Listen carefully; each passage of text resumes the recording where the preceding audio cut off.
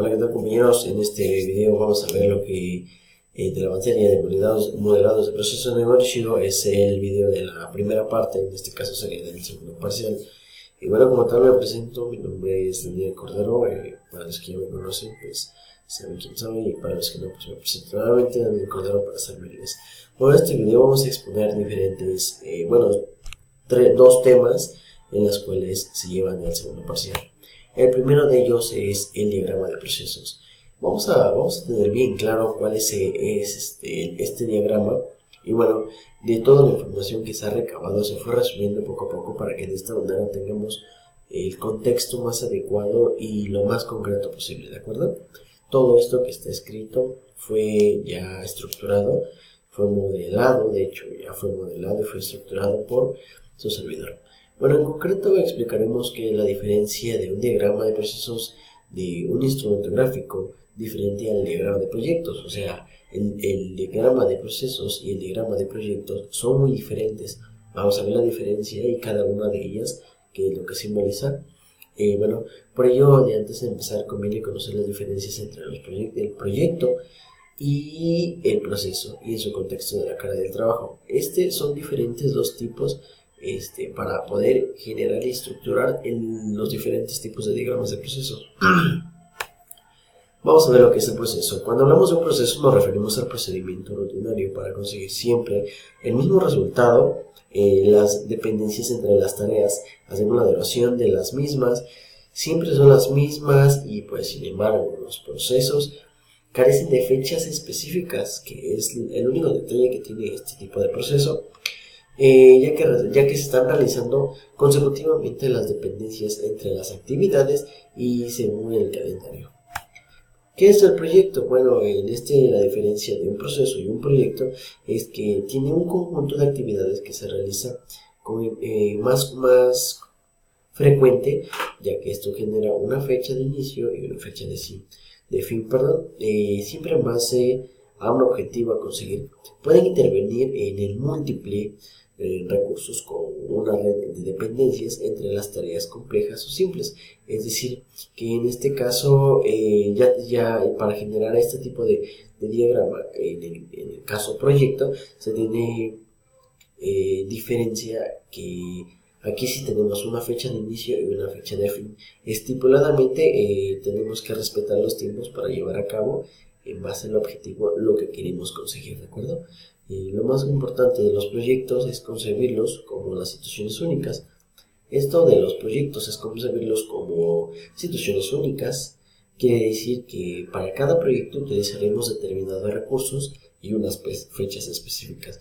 Es decir, que este trabajo y para constituir todo este tipo de diagrama de proyecto no se tiene que hacer inventando diferentes tipos de tiempos, aumentando o quitando días. Tiene que ser una fecha congruente y establecida.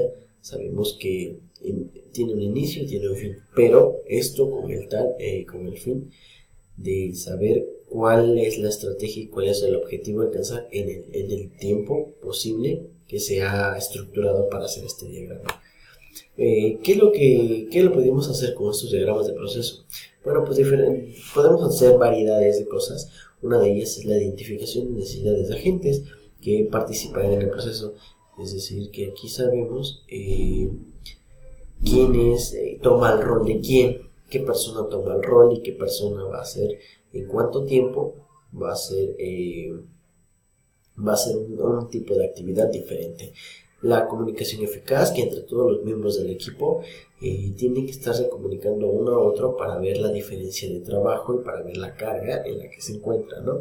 Ahora, sabemos que como todos tenemos que saber un poco y hay especialistas para cada uno de ellos, pues bueno, como tal, yo en este caso, si soy la persona encargada de ser analista, que me dedico a hacer los diagramas, y los desarrolladores no entienden qué es lo que tengo que hacer, qué es lo que doy a entender con ese diagrama, pues lo más factible es que los desarrolladores o los diseñadores me pregunten qué tipo de proceso estoy haciendo con ese diagrama. Entonces la identificación de riesgos, sabemos que los protocolos a seguir de los diferentes escenarios son la esencia misma del diagrama de procesos. O sea, tenemos que y saber que el tiempo estipulado no es el tiempo el que se va a estar llevando a cabo. Por ejemplo, vamos a suponer que un proyecto está estipulado para 15 días, pero quizá uno de los analistas o quizá uno de los desarrolladores se enfermó, tuvo un problema familiar, no pudo llegar, el tráfico, problemas naturales como terremotos, tsunamis, etcétera. Bueno, no están previstos en las fechas de este proyecto. Entonces, eso sí también tenemos que tener en cuenta, que el procedimiento para esto no siempre va a ser el mismo tiempo estipulado que se tiene para uno. Es muy rara la vez la que si decimos 10 días, en 10 días acaba. Y sí, sí suele pasar, pero tenemos que tener en cuenta que hay riesgos, ¿no?, en los proyectos, que somos seres humanos y como tal podemos tener alguna falla algún día. Y bueno, también tenemos la de análisis de interpretación de datos. En este vamos a tomar todos los tipos de consecuencias consecutivos para las personas. Por ejemplo, en este caso, interpretar diferentes datos, analizarlos y darnos cuenta de que en el trabajo y en el desarrollo, para poder ser eficaces, tenemos que tener un tipo de interpretación. La toma de decisiones de manera rápida. ¿Esto a qué se refiere? A que, por ejemplo, podemos cambiar de roles, así como, oye, yo a la persona 1 voy a cambiar, o a lo mejor, ¿saben qué? Pues me despidieron, pues ya no puedo ir, ¿no? Bueno, son tomas de decisiones rápidas en el que a lo mejor el cliente dice que ya no quiere su proyecto en 15 días, sino lo quiere en 10. Entonces, estas tomas de decisiones tanto las hace el líder del proyecto, y se tiene que ver la manera administrada por los integrantes del equipo.